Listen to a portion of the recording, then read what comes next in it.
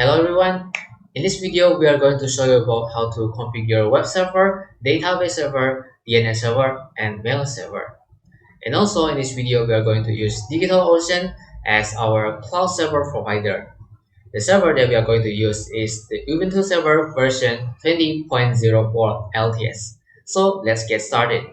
To install a web server and a database server, we can use Hestia control panel to help us. To install Hestia control panel, we can go to hestiacp.com and it will show us the instruction to install the Hestia control panel, and we can just follow it. We can copy it and right click it to pass on our cloud server. And after that, we have to choose which application that we are going to install for the web server, because Hestia console panel is actually install a lot of application that we don't necessarily need it for our web server and database server. So in order to do that, we can scroll down this website and then click this link, and it will redirect us to a page that can generate a code to install the only application that we needed for our web server and database server. So right here, because we are going to install a web server and database server, so Apache is needed, yes, and then PHP FPM is also needed, yes, and then I will also install this multi-PHP because I'm not sure that which PHP version that I'm going to use. And then for this PS FTPD, I think I'll skip it because this is a file transfer server. So we do not need this for this web server and database server. And then Pro FTPD is also the same, so we will skip it. And then name, this is a DNS server, we will skip it because we will do it in another droplet or another cloud server later in our video. And the MySQL, yes, this is necessary to be installed because this is the database server. And then PostgreSQL, we will skip this because we have already MySQL installed later. This is also a database server, but we will skip it. And then Xsim, this is a mail server. We will install it later, but not Xsim. We're using mail to install mail server. So for this web server, it's not necessarily to be installed. And then Dovecot, this is for mail server, so it is not needed. And Sieve is also the same for mail server. And then ClamAV, this is antivirus, so I think we can install this.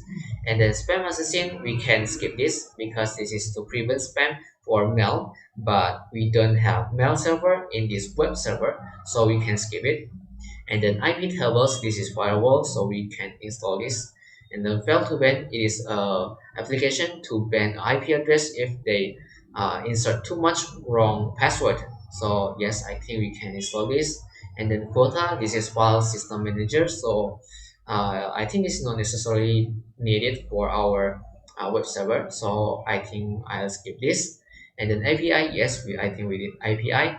And then force installation, yes, we will force the installation because sometimes the installation wouldn't work if we don't force it. And then interactive installation, yes, I think I will just leave default. And then the port, yes, we need a port. It is to access the admin page of Hestia later. And the port, I would like to change it to 20xt3 because I think leaving default will be kind of dangerous. And then we can preset our hostname right there, and I will use my domain name as my hostname, which is desp.my.id. And then the email, I will use my own email, which is andyjump12@gmail.com. And then for the password here, I will set it as admin exclamation mark 2345678. And after that, we can click proceed to make the code. And now all we have to do is copy this code, and then we go to our cloud server, pass it, and then we click enter. It seems like using an exclamation mark isn't really good for our server, so I will change it to 1234567 8. So let's get the code again, and then now we copy this and we click enter.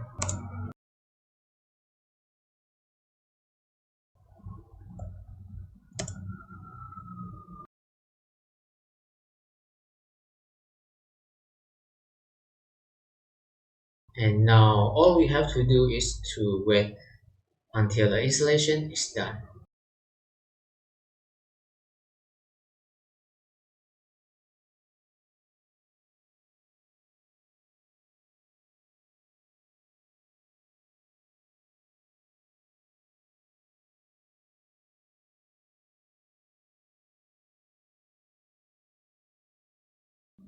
And now we press any key to continue. For example, enter.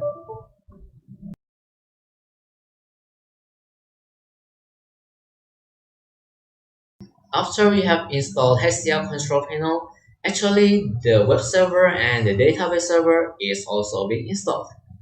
But if we go to the IP address of this cloud server, it will show like this. I'm sure that this is not the web page that we all want to see. So in order to make a proper web page, we need a CMS or content management system. And the CMS that we are going to install in this video is WordPress. Usually to install WordPress, we have to go to the WordPress download page and then copy the link and then we install it in our cloud server. But after we have installed HCL control panel, we don't need to go to the WordPress download page again. We can go to the admin page of HCL control panel to install the WordPress. So to go to the admin page, you can click this address and then we can type colon and the port that we have set before. That is the port to go to the admin page. And if it's so like this, you can click advanced and then proceed to this IP address. Actually, it is safe because this is meant by us. And then the username is admin and we can click next. And the password is the password that we have made it before and then we click login and this is the page of the HDR control panel.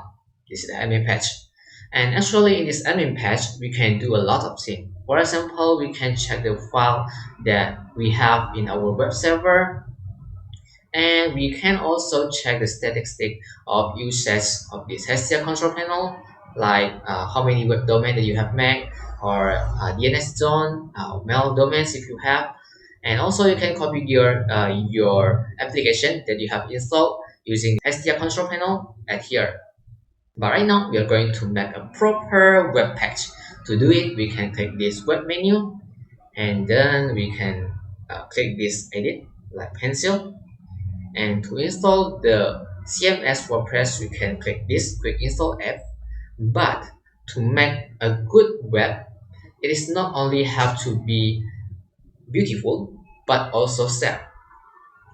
Actually, if we edit or if we configure the web page using an admin account, it is not really safe because if the admin account got hacked, then all of our HDR sync will be wrecked.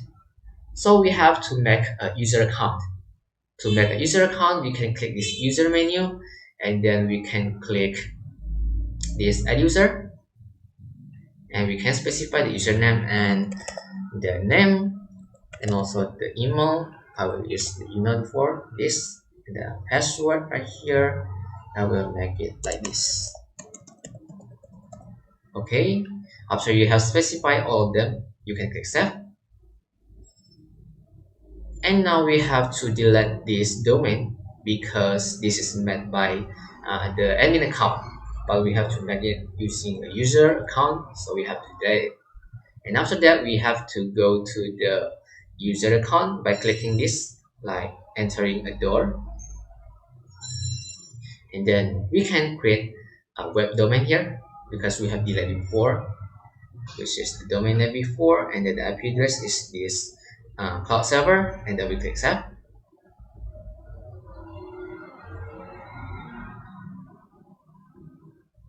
And now we can edit it. Click this and then we click quick install app and then we can search it and there is the WordPress that we are going to install.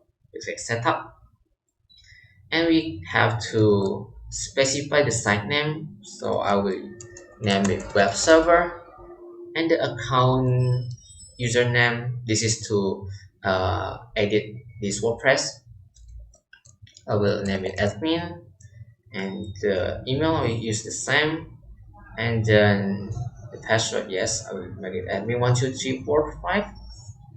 And using this WordPress, we have to create a database. If you are using this Hestia, you can actually leave it automatically. And actually, using this Hestia control panel, we have a benefit, which is if you forgot this database name or database user and password that you have made before, you can edit it.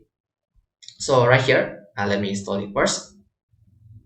I will leave this database name, user, and password random or automatically being made.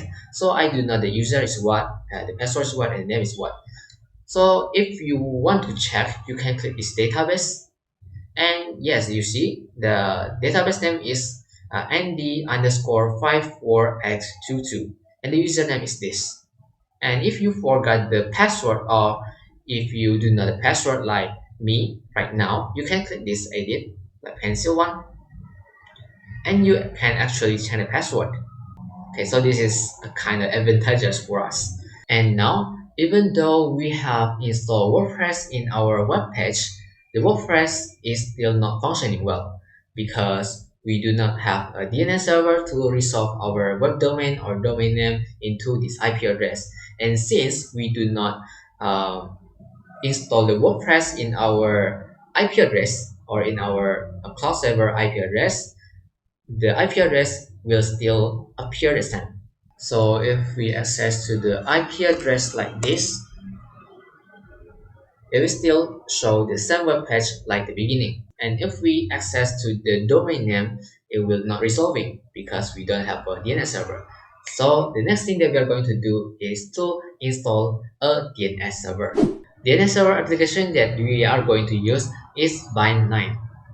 In order to install Bind9, we just need to type apt-get install Bind9 in our cloud server, and then click enter, Y, enter, and wait for some minutes. And basically, after the installation of Bind9, we have DNS server installed in our cloud server.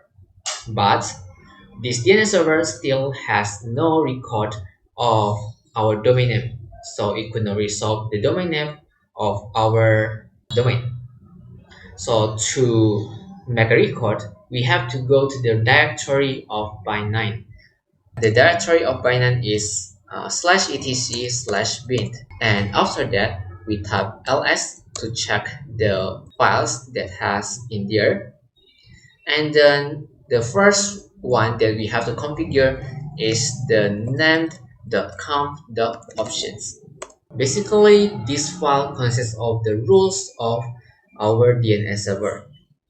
So for example, this one forwarders, this means that if a requester asks for a domain name that doesn't exist in our DNS server, then our DNS server will forward to which IP address.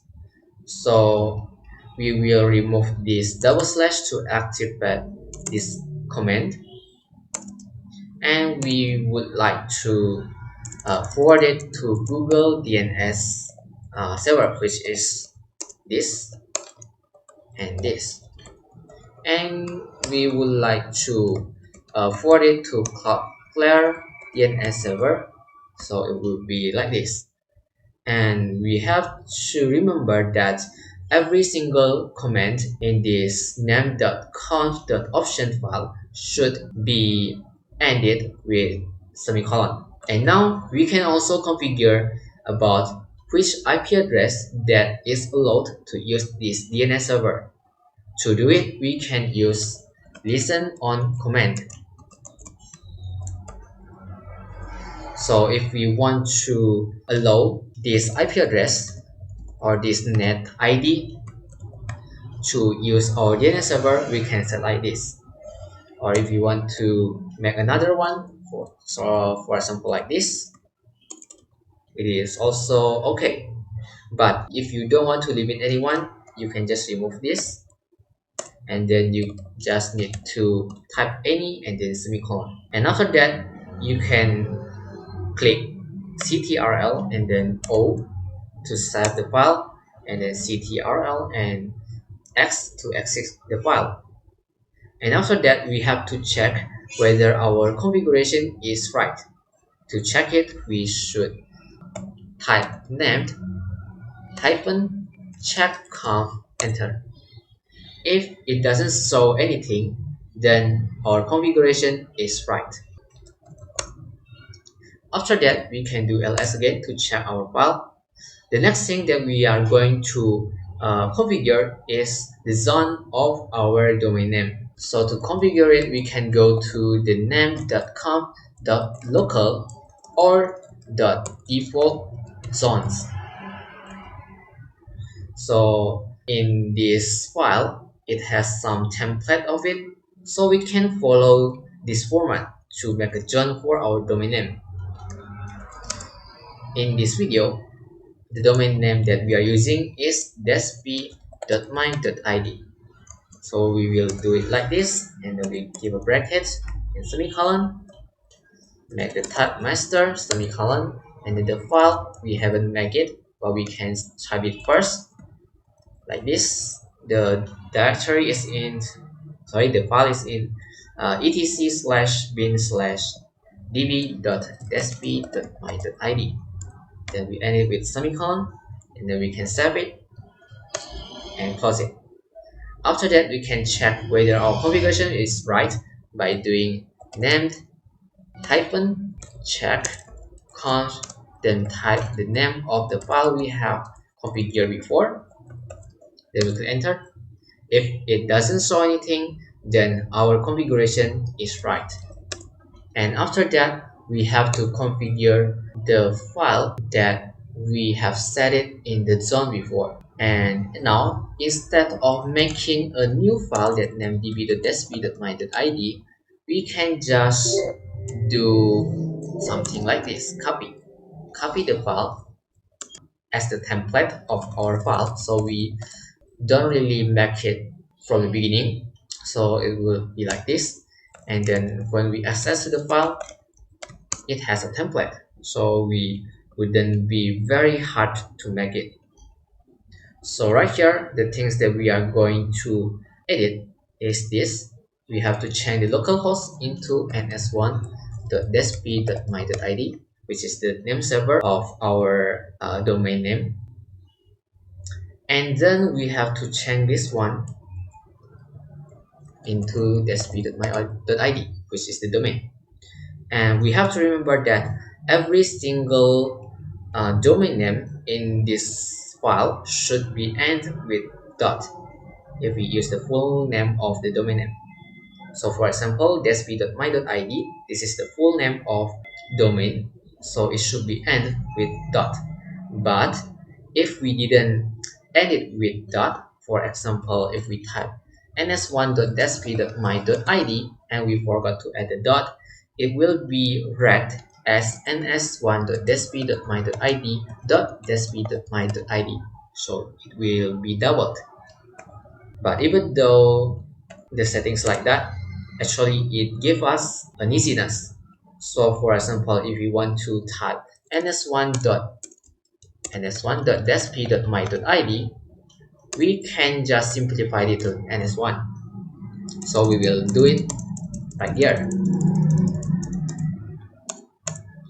So this one, we will change it to ns1, which stands for ns1.desp.my.id. This at means our domain name, which is desp.my.id. Okay, so in this case, it means that desp.my.id is being configured by the name server of ns1. And usually we need two name server for a domain name. But since we only make a DNS server, so we will double this to point a domain name to a IP version 4 address. We should make it A records. So in this case, we need to copy the IP address of our DNS server, which is this one, to there. And then we also make DNS21 to there. Okay, so our name server is now done. And after that, we have to point our domain name, which is dsp.my.id, into the web server that we have made before, which is this IP address. So we change this one into this one. And then for this records, we can delete this because I don't have IP version 6. And after that, I can save it. And to check whether our configuration is right, you can type named hyphen check zone. Then we type our domain name and then our file. If it show like this, okay, then our configuration is right. After that, we have to restart our uh, Binance service and try to look up for our domain name using this DNS server.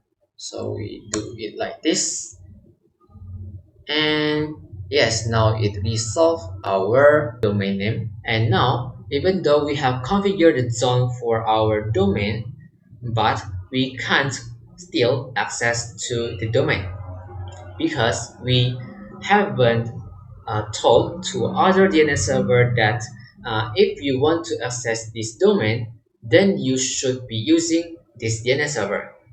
So in order to do that, we have to point the name server of our domain into this DNS server.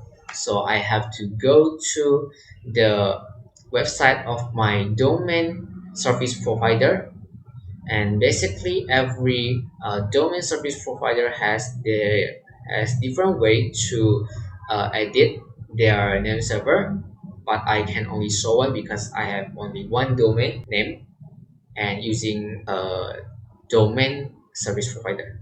So to configure it in this website, we should click this domain and then my domain, and then we click this manage domain.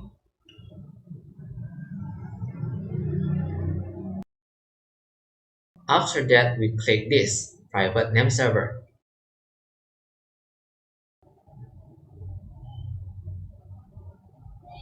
And now we can register our DNS server in there. So we will make it NS1 and we will copy our DNS server IP address to there. We save changes.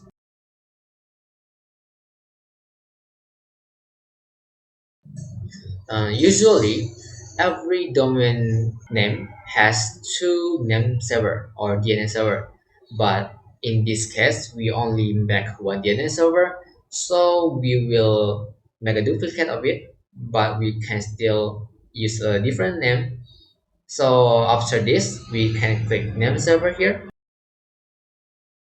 Then we use custom name server, and then we change this into our DNS server, which is ns1.sp.my.id and ns2.sp.my.id. After we have changed it, we click change name server. And now, even though we have done all the process, we still need to wait a few hours to a few days for the domain service provider to let the other DNS know that if you want to access this domain, then you have to use this DNS server. So we can just wait.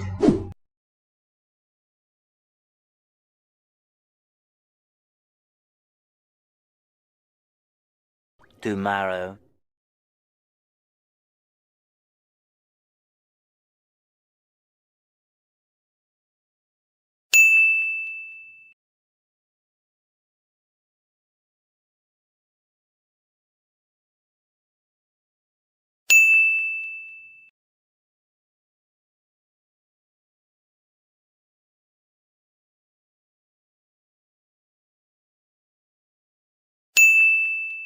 And now, the last server that we are going to install is mail server.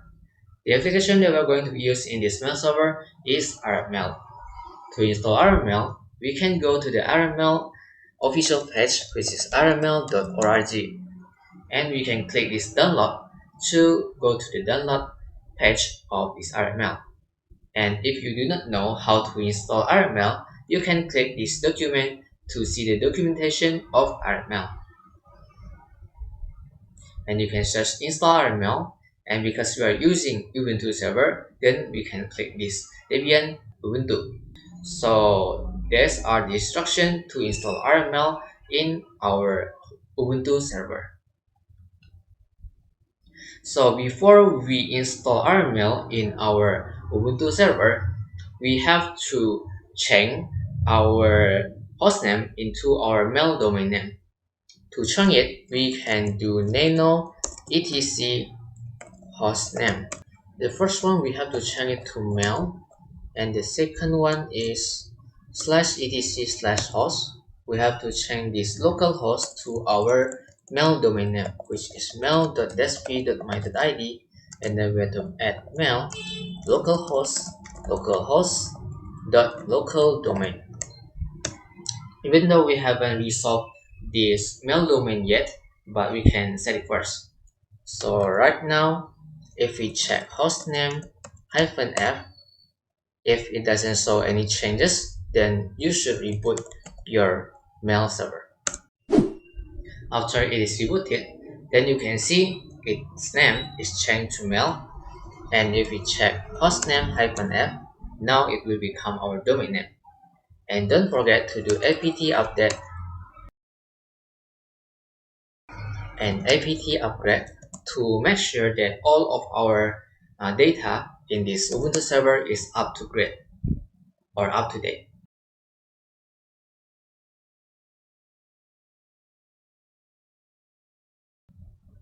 After that, we have to install gzip to uncompress our RML file later.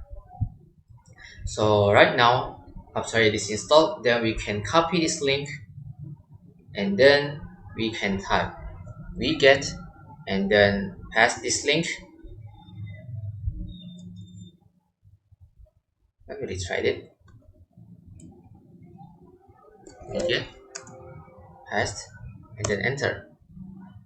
Okay, and after that we have installed the file in our cloud server. And now we have to check ls, and then we have to unzip this 1.5.1.tar.gz. Okay, so we do tar zxf, then we type the name of the file, and then we do ls to check it again. And now you have to go to that file, irretmail/1.5.1, and then we do ls again to check the files. And now we have to run the setup. The setup is this rml.sh. So we do bash irretmail.sh. And there's something that we have to remember, that in Ubuntu server we have to make sure that all of the uppercase is right, because in Ubuntu server the capital words matters. If you write the wrong one, and if the capital words didn't match, then the comments wouldn't work. So here we can click enter to confirm our installation. And then for this one, this is the default place to store the mail. So we click enter here. For the web server, we will use nginx. So I do enter. And for the database server, we will use MariaDB. And then the password for the database server, I will use it as this. And then this is our mail domain name, but we could not make it same as this mail.sp.my.id because it is the suffix of our mail. For example, Google has @gmail.com, then ours is at desv.my.id. So right here I have to write my domain name instead of my mail domain name.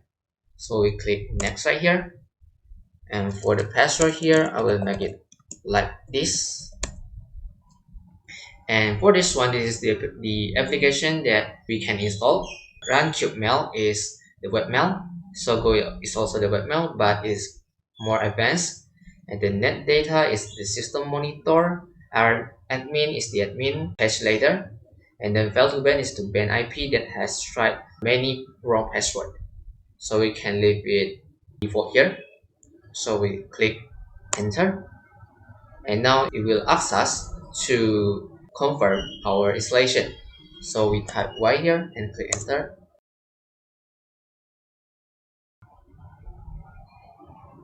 And now all we have to do is to wait.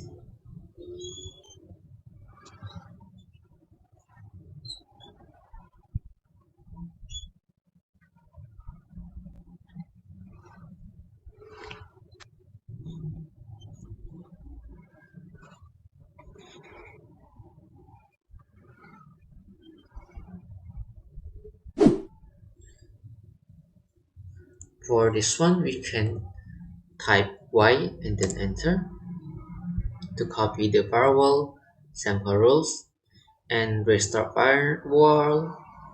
We can skip this. And after that, after the installation of our mail, our mail server is barely done. But we still have to point our mail domain name to our mail server. And also we have to make SPF, DKIM, and DMARC records to make our mail server more safer. But before that, we have to reboot our mail server. And let's go back to DNS server. And now we are in the zone file of our DNS server.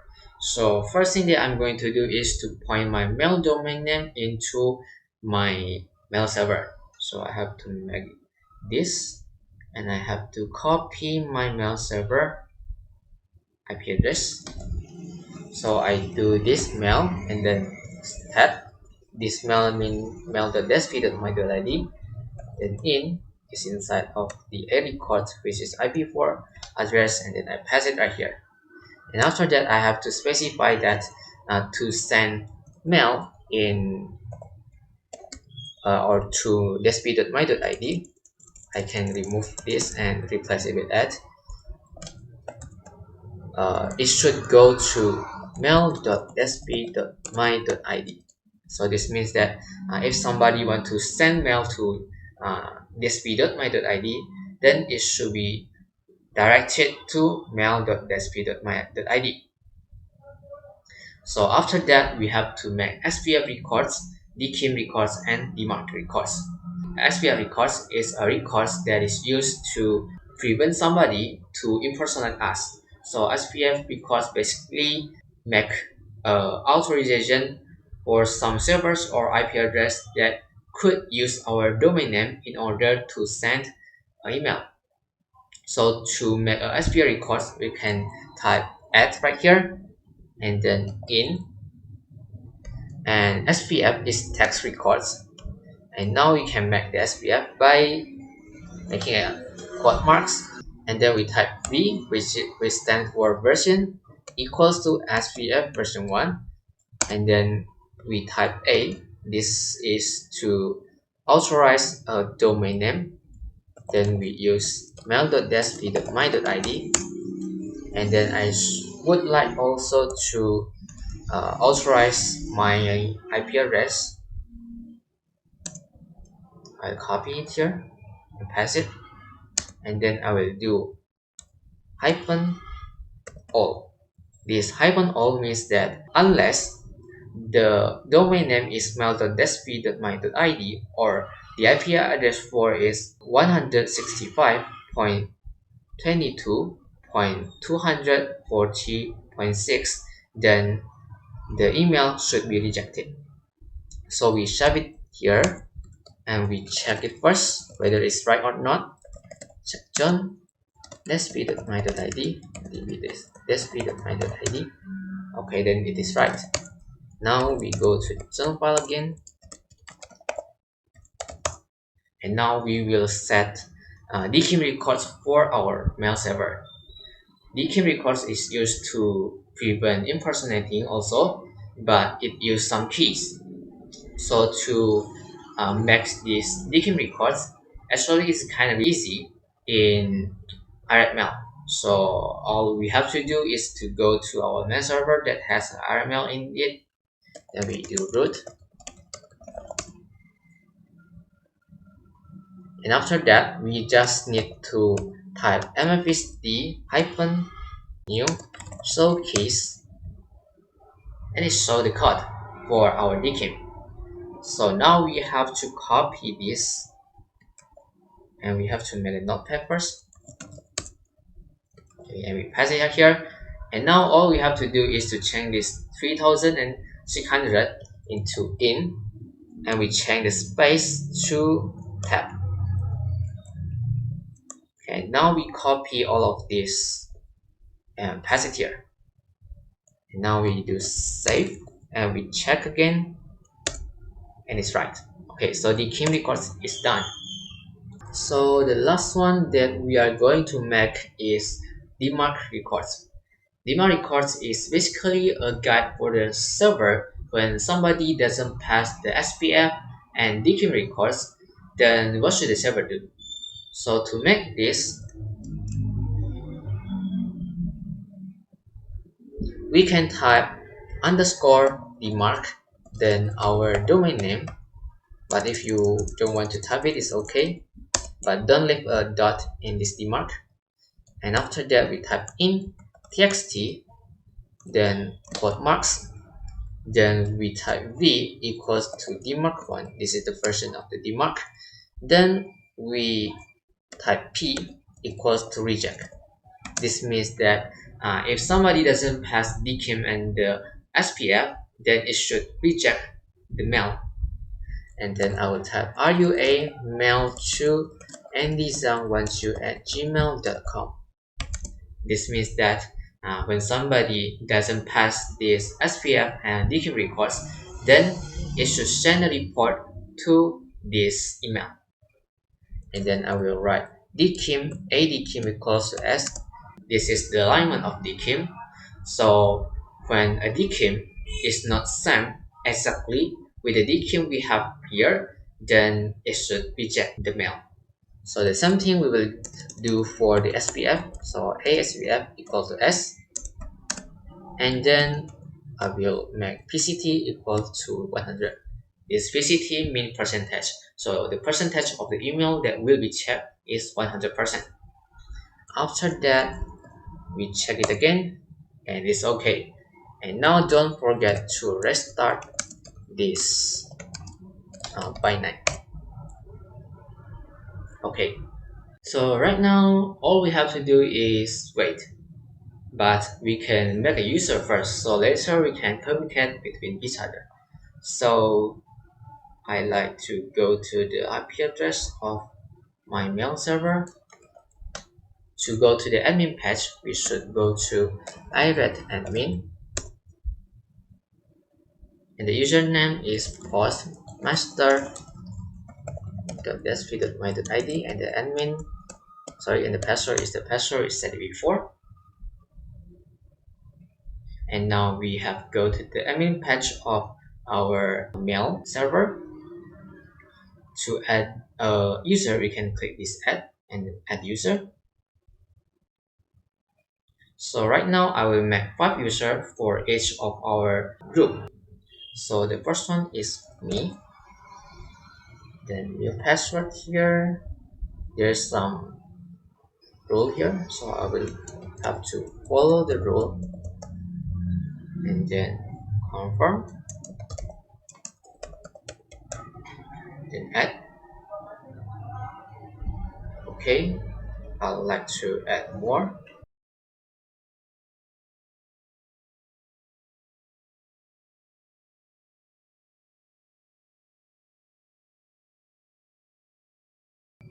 Okay, so now I have made all of the user account. To check it, we can go to the IP address of of the mail server. So now the username is Andi at tsp.my.id. I'll try to sign in mine. And yes, the user account is created.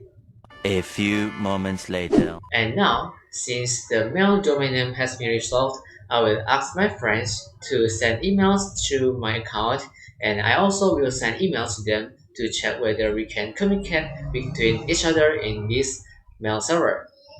So let's go ahead.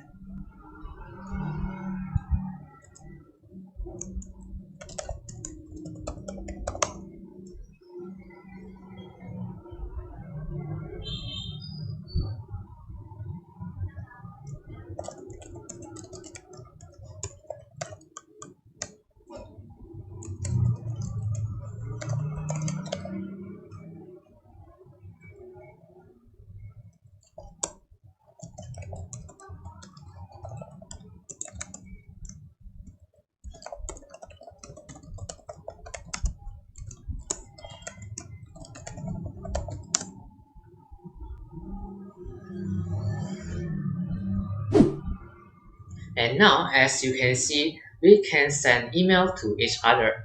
This means that the mail server can now work well.